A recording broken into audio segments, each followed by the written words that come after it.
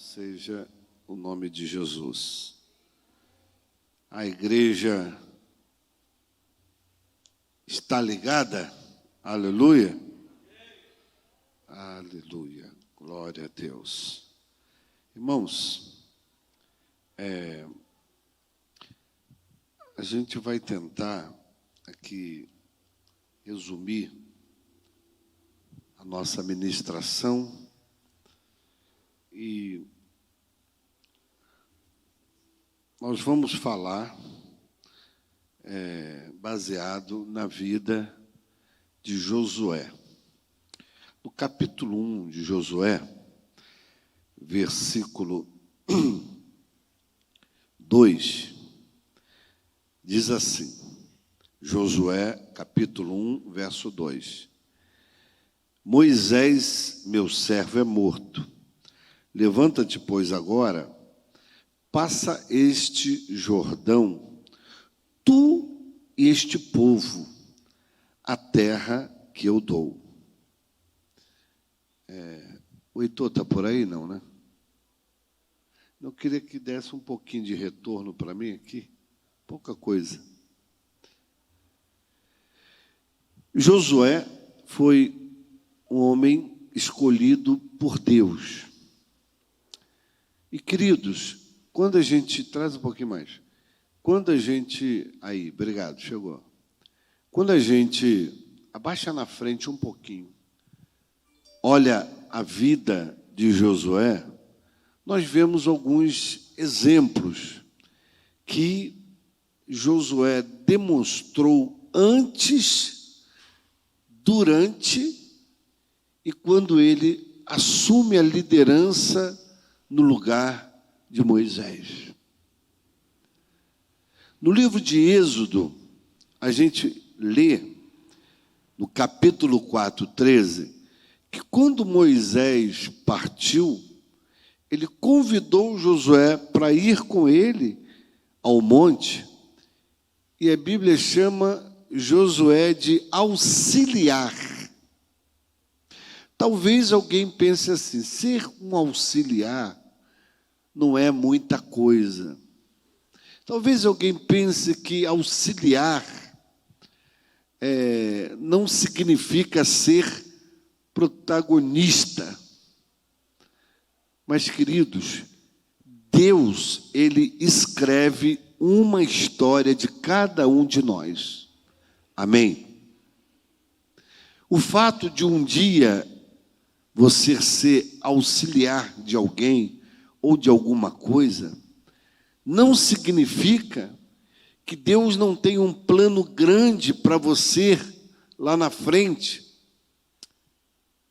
Sair daquele papel de estar ali por trás e exercer uma função de estar à frente. Durante alguns anos, eu fui auxiliar.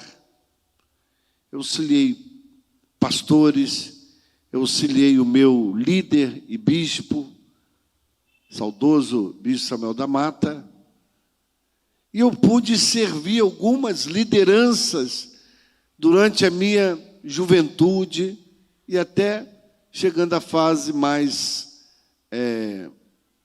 podemos chamar de adulta.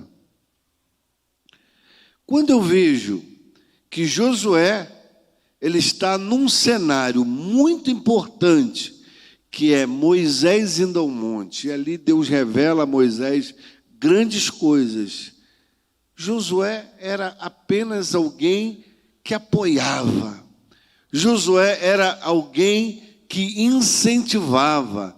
Josué, naquele momento, era retaguarda de alguém. Sabe, irmão, que isso é importante? Ser retaguarda de alguém, ser apoio de alguém, ser um braço de alguém. Isso tem relevância no mundo espiritual, sim. Não nos coloca num papel de segundo, porque tem alguém maior do que eu. Irmãos, eu estou dizendo, Josué escreve uma história de liderança linda. Primeiro, a sua lealdade ao seu líder era tão grande, era tão assim,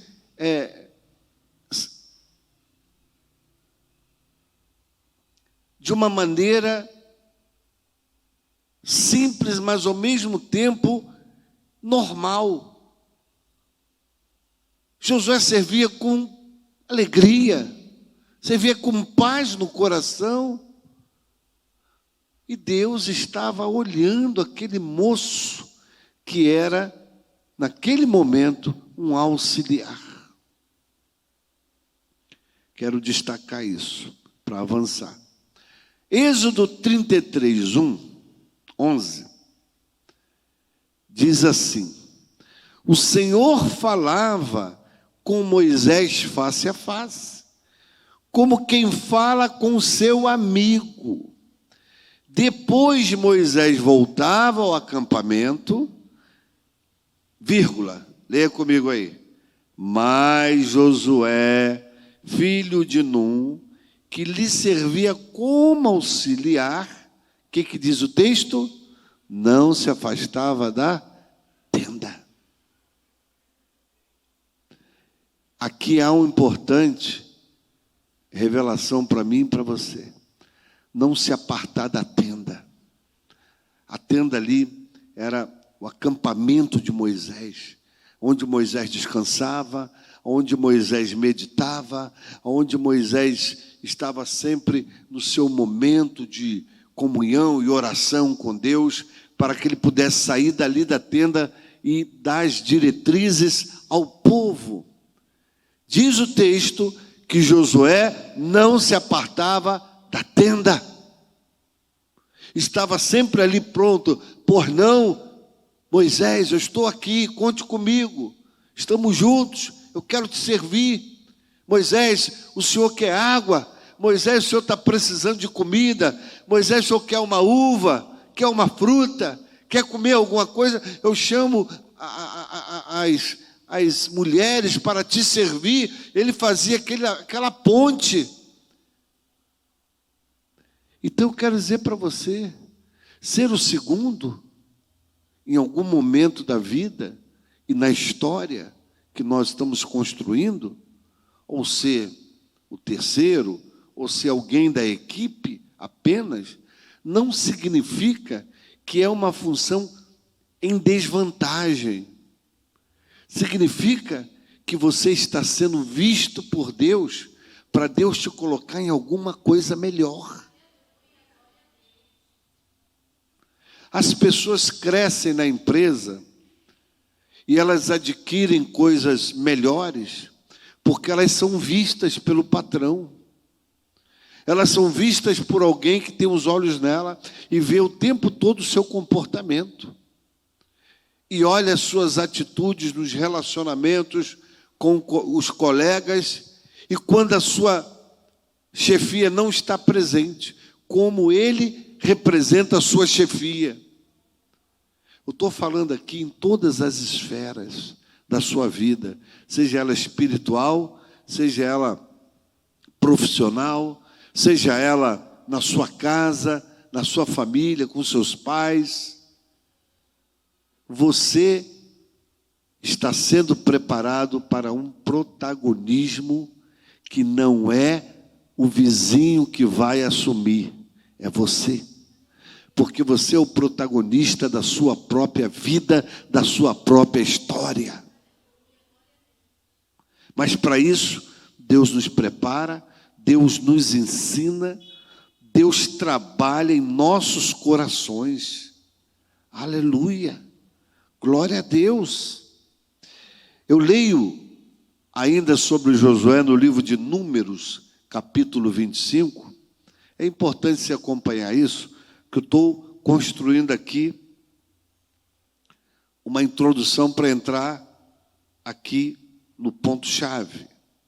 Números 27, 18 a 23, lá diz: então o Senhor disse a Moisés, chama Josué.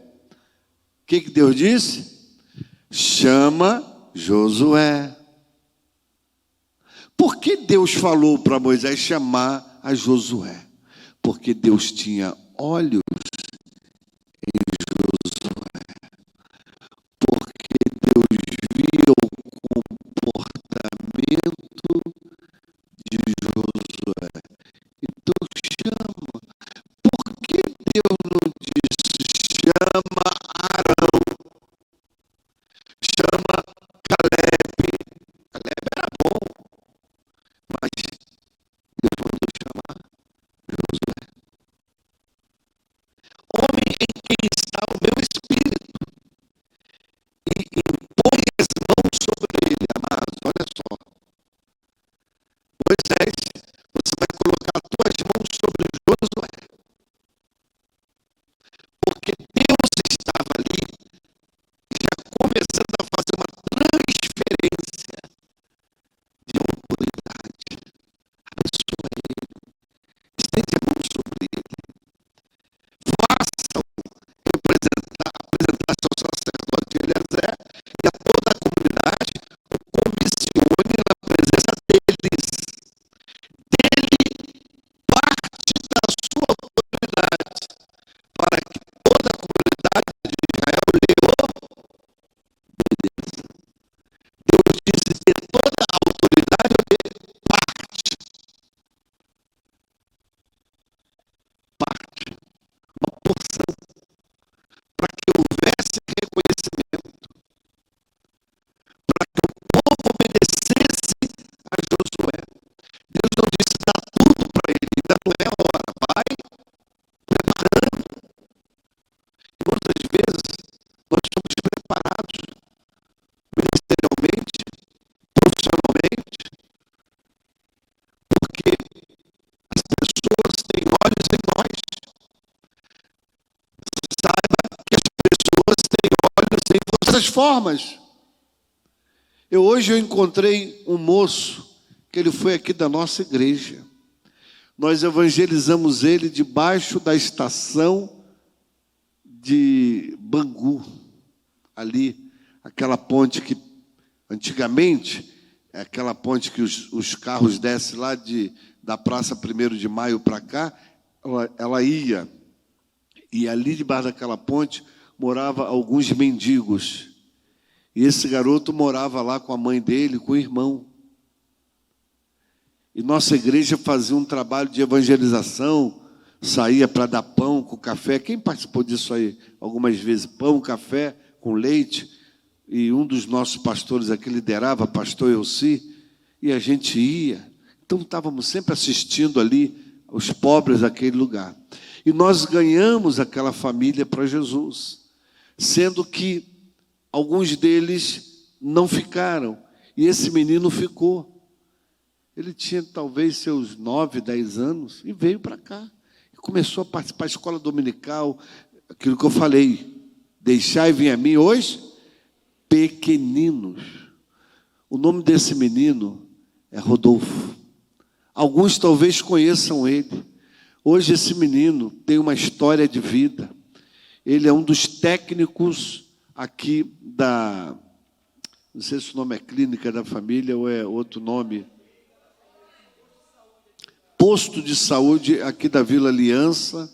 Ele tem uma casa própria lá em Santa Cruz, que ele conseguiu comprar, casou, tem filhos. Aí hoje eu fui votar, ele estava lá na sessão como presidente da sessão, ele me olhou, pastor, me abraçou, que saudade. Eu falei, que bom te ver, irmão. E ali conversa vai, conversa vem, ele falou, pastor, eu estou como técnico agora e estou fazendo faculdade de enfermagem.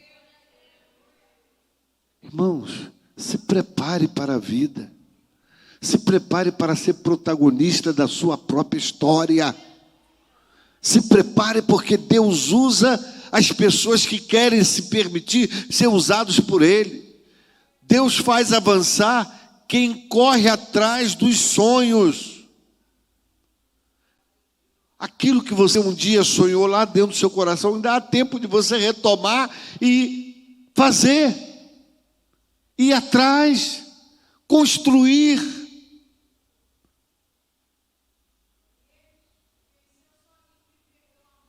Ele venceu sozinho, está lembrando ali a pastora Sandra, porque ele perdeu a mãe, e perdeu o irmão, perdeu a família, só tem uma tia no bairro, e ele não desviou do caminho do Senhor. Ele hoje está morando em outro bairro, serve a Jesus, lá na igreja quadrangular do bairro de Santa Cruz. Se ele estivesse por aqui, ele estaria conosco, é claro. Mas esse moço foi movido por Deus. E ele entendeu que ele precisava pegar a chance e a oportunidade de vida. Começou aqui com 9 anos de idade. Hoje ele tem 37, 38, mais ou menos. Quase 40 anos. Eu falei, rapaz, tu vai fazer 40 anos já? Imagina eu, né? Eu nem quis lembrar minha idade. Dele parte da sua autoridade, não toda ainda, para que Israel lhe obedeça. Aí agora eu quero vir com você no capítulo 1 de Josué, versículo 2, quando Deus toma Moisés, ele diz, meu servo é morto, toma o povo agora, assume a liderança, levanta-te, passa este Jordão. Irmão, ninguém passa Jordão sem se levantar. Ninguém passa Jordão sentado, deitado, na rede, descansando. Levanta-te, toma postura. Aí eu imagino que veio algumas dúvidas no coração de Josué, porque é até normal. Algumas perguntas dentro de nós. Senhor, como vai ser isso? Senhor, como eu vou casar? Senhor, como eu vou chegar lá? Senhor, como eu vou construir isso? Senhor, como vai ser feito? Eu lembro de Noé. Noé deve ter indagado, como é que eu vou fazer? Ele obedeceu, mas ele pensou. Deus deu toda a instrução a ele para ele construir a arca. Deus deu toda a instrução a Josué para ele liderar e governar a nação no lugar de Moisés. Aí ele pensou, Senhor, como é que eu vou passar esse Jordão? Porque ele diz assim, passa este Jordão. Irmãos, eu fui dar uma olhada no Rio Jordão, o que ainda existe atualmente, e que hoje fizeram algumas obras lá para as pessoas até se batizar no Rio Jordão. Em alguns pontos tem uns ferros para a pessoa entrar até certo ponto e não afundar, porque o Rio Jordão, ele tem uma extensão de 200 quilômetros aproximadamente. O que é 200 quilômetros? É como daqui aonde? Daqui a Macaé? Já conhece o caminho, né? Imagina, daqui a Macaé, o Rio Jordão. E o Rio Jordão, ele termina no Mar Morto. Sabe por que Mar Morto? Porque é o mar salgado também, que eles chamam lá em Israel. Por que Mar Morto? Morto porque não tem vida. Pode o mar ser morto? Infelizmente, lá no final do Jordão, ele desemboca, ele termina no Mar Morto, onde não tem vida. É alta salinidade, ou seja, só tem sal, não tem nem nenhum tipo de planta ali, nem alga, né? Alga. Não tem alga, não tem peixe. Um mar que não tem peixe, irmãos, imagina um mar que não tem peixe. Porque o mar salgado fala de morte. Aquele mar fala da morte que nós também temos que ter, que é morrer para o mundo e viver para Deus. Passar o Jordão tem essa característica. Alguns pontos do Jordão tinha 3 metros, outros até 20 metros de profundidade, um prédio de não sei quantos andares, e se alguém passasse ali podia ser submerso. Com 3 metros já é praticamente. A largura do Rio Jordão, em alguns pontos, era 30 metros.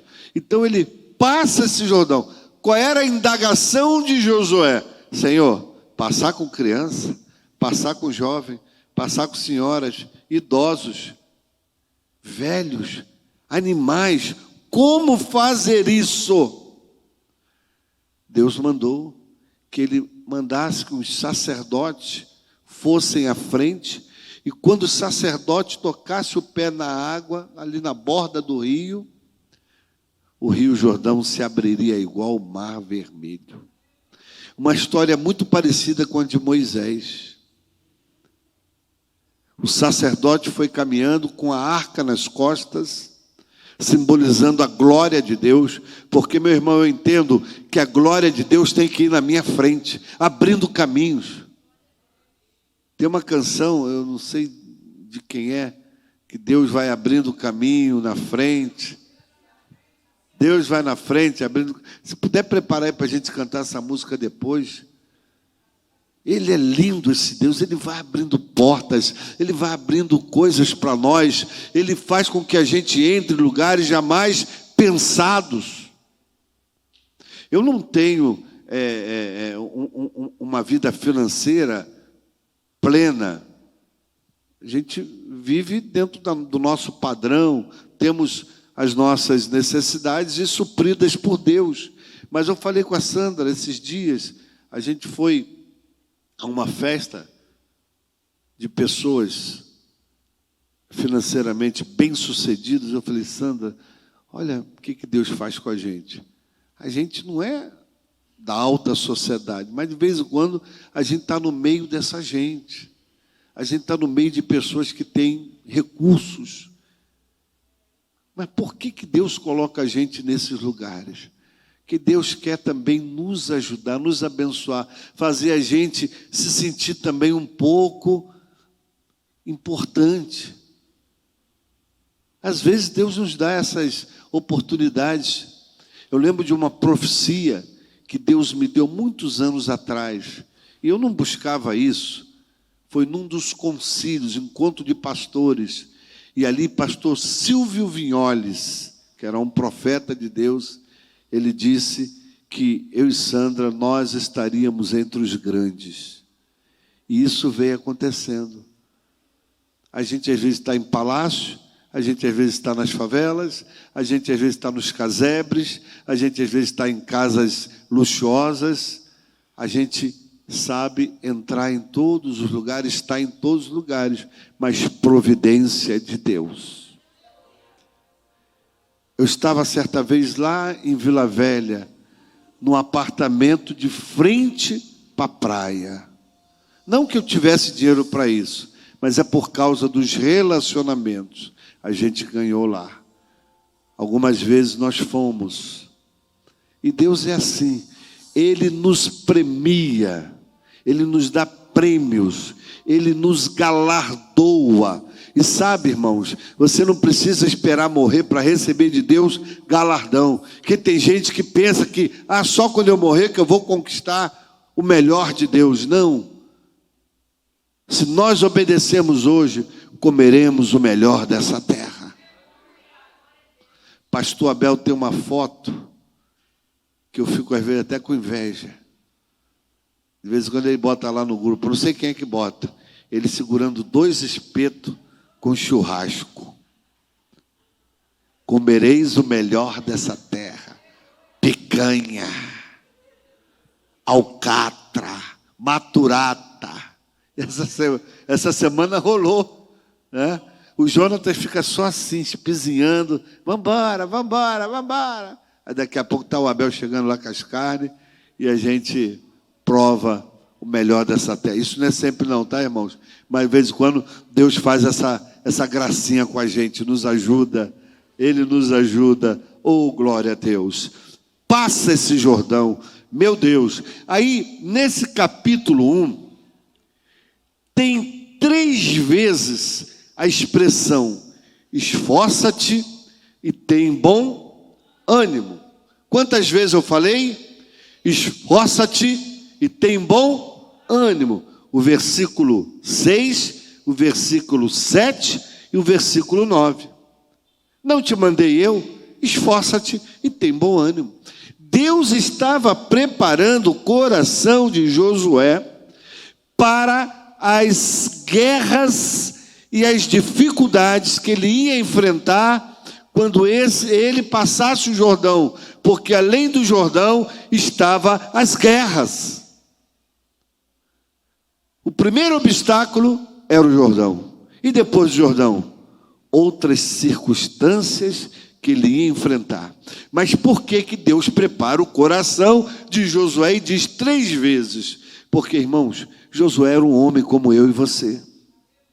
E quem de nós, às vezes, na guerra ou no momento da guerra, a gente respirou fundo: Senhor, está difícil, Senhor, me ajuda, será que eu vou conseguir? Será que essa batalha eu vou vencer? Será que vai? Será que o Senhor vai me ajudar aqui? Será que eu vou conseguir pagar o aluguel? Será que eu vou conseguir pagar a fatura? Meu Deus! Será que eu vou conseguir comprar fio para trabalhar? Oh, meu Deus, será que eu vou conseguir isso? Será que eu vou conseguir aquilo? Aí, na hora final, no último minuto do segundo tempo da prorrogação, vem Deus e abençoa. Toma aí, meu servo. Vai comer picanha. Mas, Senhor, só tem fígado, Senhor. Eu adoro fígado, irmãos. Mas, Senhor, só tem ovo. Irmãos, um ovinho com arroz e feijão é tudo de bom. E uma saladinha de cebola com tomate. Às vezes não tem nem o dinheiro para comprar alface, mas tem tomate, pega daqui, pega dali, faz um cata-cata. Quando você vê na mesa, tem tudo. E vai dando glória a Deus. E vai vencendo. Queridos, tem tempos que a gente tem que entender que a gente não pode esbanjar. Eu falo assim: Sandra, o que tem aí que a gente pode pegar aqui, juntar tudo e comer? Tem algum restinho aí no congelador de uma carne que a gente comeu e guardou e que sobrou? A Sandra vai lá, a Sandra é craque em transformar comida. Uma vez, não foi agora não, sobrou lá umas carnes duras, quando o Abel não sabia comprar carne de acém para churrasco, aí sobrou umas carnes duras. Gente, do churrasco, ninguém comeu, largou para lá. Ela vai, manda para cá. Aí a Sandra botou na panela de pressão, vai vendo. Botou tomate, pimentão, cebola, uma carne que já estava pronta, que ninguém queria. A mulher deixou lá cozinhar não sei quanto tempo. E, irmãos, de lamber os beiços, carne picadinha. Tu não dizia que aquilo ali era um churrasco que largaram para lá? Sabe, tem época que a gente não pode esbanjar, que a gente tem que comer, ficar satisfeito, saber que aquilo ali é a provisão de Deus para o momento, mas que na hora certa virão coisas maiores. Quando Deus fala uma vez, esforça-te e tem bom ânimo, é importante. Quando Deus fala 2 vezes, é muito importante. E quando Deus fala 3 vezes, é importantíssimo.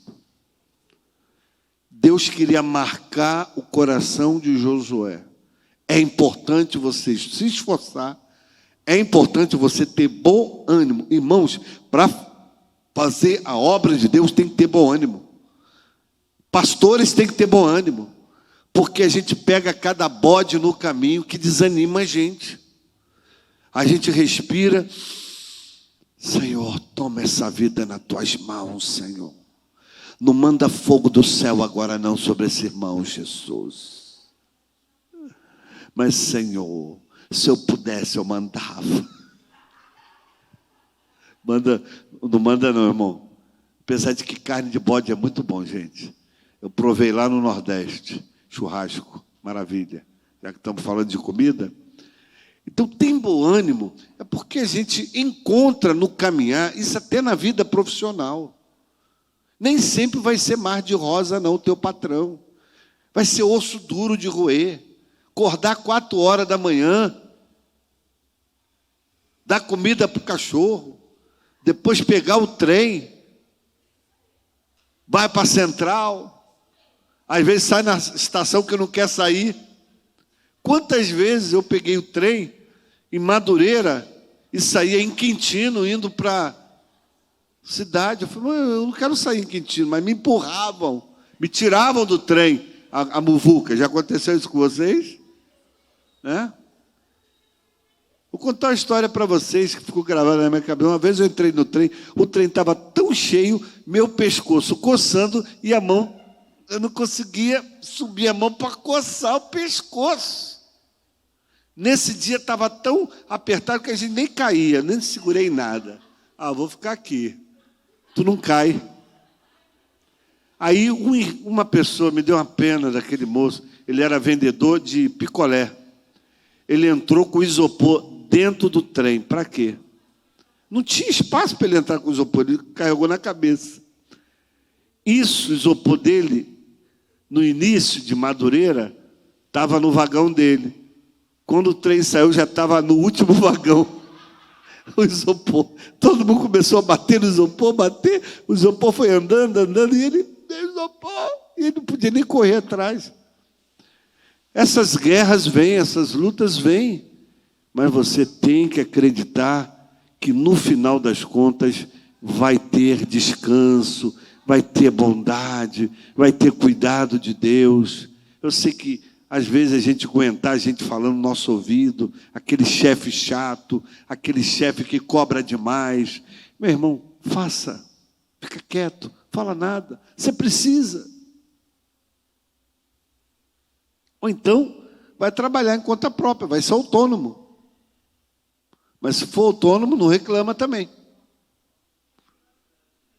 Mas eu preciso entender que tudo na vida é um preparo. É um preparo para o porvir. É um preparo para o futuro. E eu tenho que acreditar que Deus não me abandonou. Esforça-te e tem bom ânimo. Eu vou começar a fechar a mensagem por cada hora, mas se você for comigo, acompanhando, no capítulo 2, Josué envia 2 homens a Jericó. Ali eles conhecem Raabe, vocês conhecem a história. Eles fazem uma aliança.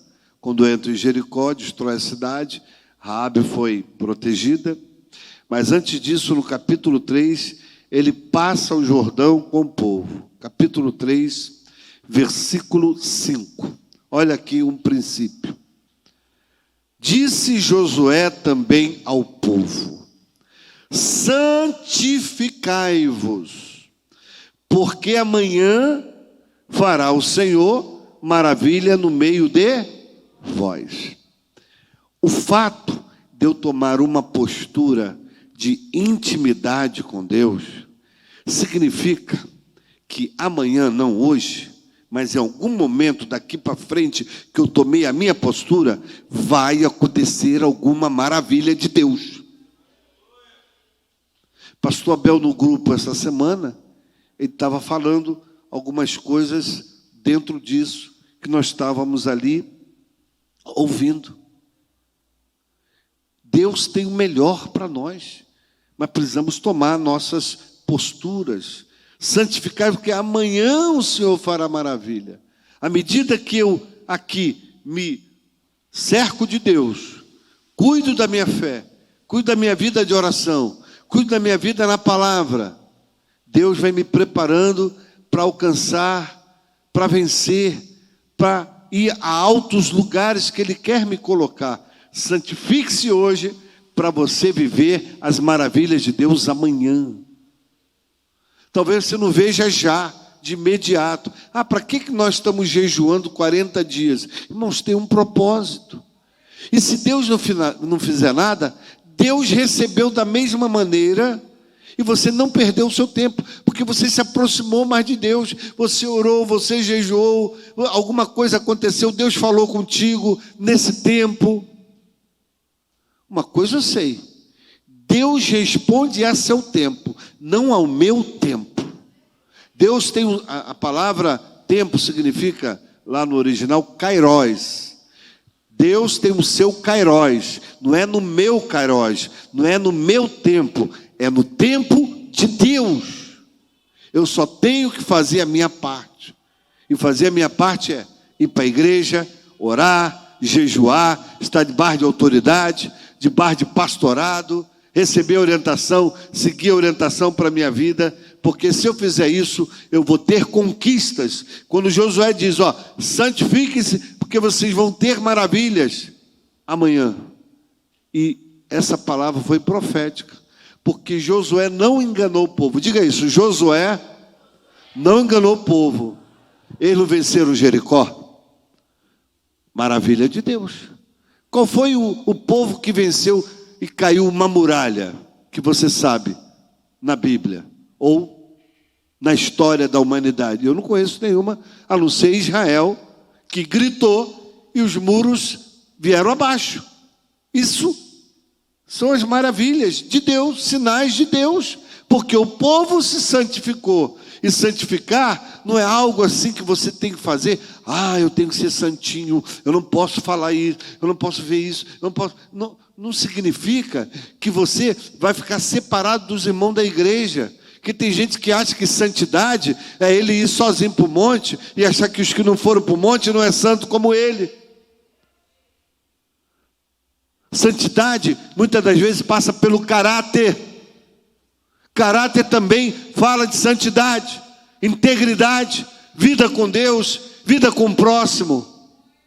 Quando ninguém está vendo, você ali ajuda alguém, estende a mão para alguém. Quando ninguém está vendo, mas Deus está vendo você fazer o melhor da sua vida. Isso é santificação. Isso é você mostrar que você é diferente dos homens lá fora e que você é marcado pelo Espírito Santo de Deus.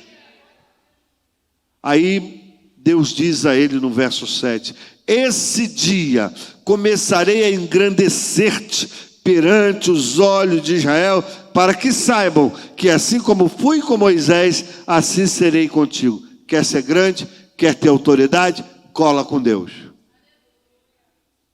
Quando virdes até a borda das águas do Jordão, parareis no Jordão. Versículo 11: eis que a arca do concerto do Senhor de toda a terra passa o Jordão diante de vós. Eu vou parar aqui. A arca da aliança. A arca da aliança, glória de Deus.